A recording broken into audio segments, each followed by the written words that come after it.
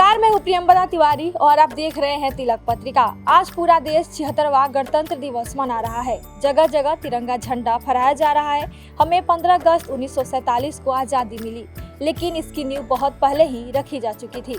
अंग्रेजों के प्रताड़ना से खुद और देश को मुक्त कराने के लिए जहां पुरुषों ने अपना बलिदान दिया, तो वहीं महिलाएं भी इस आज़ादी में पुरुषों से कभी कहीं कम नहीं थी। आज हम बात कर रहे हैं वाराणसी में जन्मी वीरांगना महारानी लक्ष्मीबाई की, जिन्होंने 1857 की क्रांति में अंग्रेजों से लोहा लेते हुए वीरगति को प्राप्त किया था।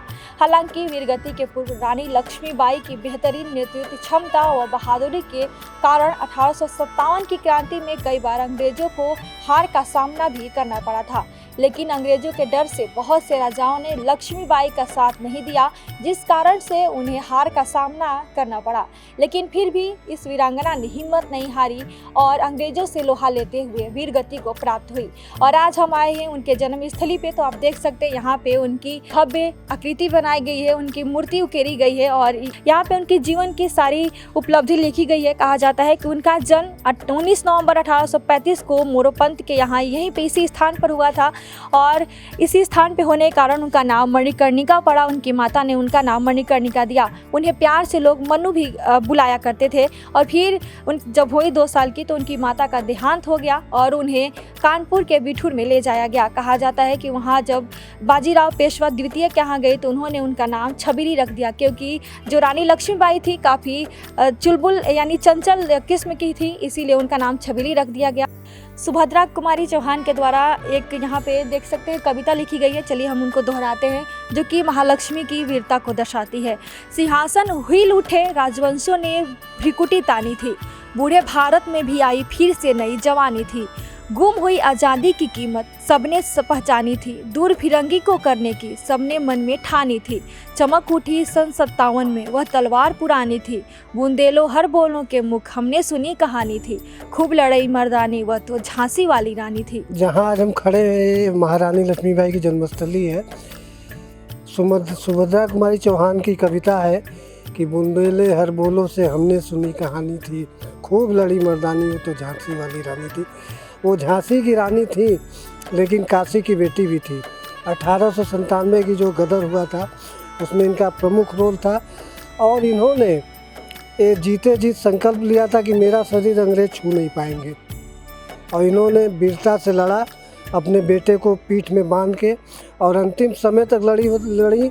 और दुर्भाग्य था कि हम लोग जाति में राज्यों में बटे हुए थे। अगर सब राज मिलकर इनका सहयोग किए होते तो देश अपना उसी समय आज़ाद हो गया होता। जो मूर्ति है, इनकी प्रतिमा कितने साल पुरानी है? कब यहाँ पे? इनकी प्रतिमा लगभग सपा के सरकार में, बसपा के सरकार में अनुमोदन हुआ बनने के लिए। सपा के गवर्नमेंट में ओम प्रकाश सिंह जब यहाँ के मंत्री थे, उन्होंने इसका लोकार्पण किया था। तब से लगभग 20 साल से ऊपर हो रहा है। ये एक शिल्पकार अरुण सिंह है, उनके द्वारा इसे बनाया गया था। सरकार ने उनके माध्यम से बना था। बाकी ये देखिए, अभी आप देख रहे हैं कि जगह जगह पेंट उखड़ भी रहा है। ये मरम्मत के लिए फिर इसको चाह रहा कि हम लोग मांग भी बराबर कर रहे हैं कि इसका फिर से पेंटिंग जो जगह जगह से उखड़ रहा है वो करे। और एक मांग हम लोग की एक और भी है, आप लोग भी शायद जानते होंगे। हम लोग चाह रहे हैं कि महारानी के नाम पे एक ट्रेन चलाई जाए। जैसे यहाँ पे इनका जन्म स्थान है और ग्वालियर में इनका शहीद स्थल है, तो हम लोग चाह रहे हैं कि एक ट्रेन कोई महारानी के नाम पे वीरांगना एक्सप्रेस, चाहे महारानी लक्ष्मीबाई एक्सप्रेस, और नहीं तो जो बुंदेलखंड एक्सप्रेस यहाँ से जाती है कैंट से, उसी का नाम बदल के रानी लक्ष्मीबाई कर दिया जाए। और मोदी जी बहुत इनको रिस्पेक्ट भी देते हैं।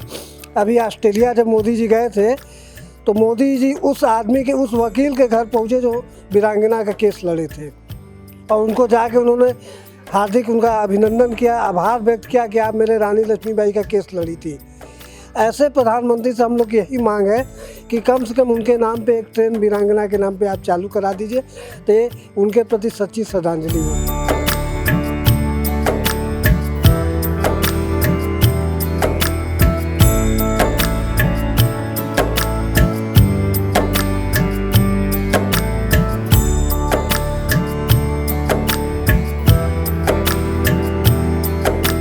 कहा जाता है कि खूब लड़ी मर्दानी, वह तो झांसी वाली रानी थी।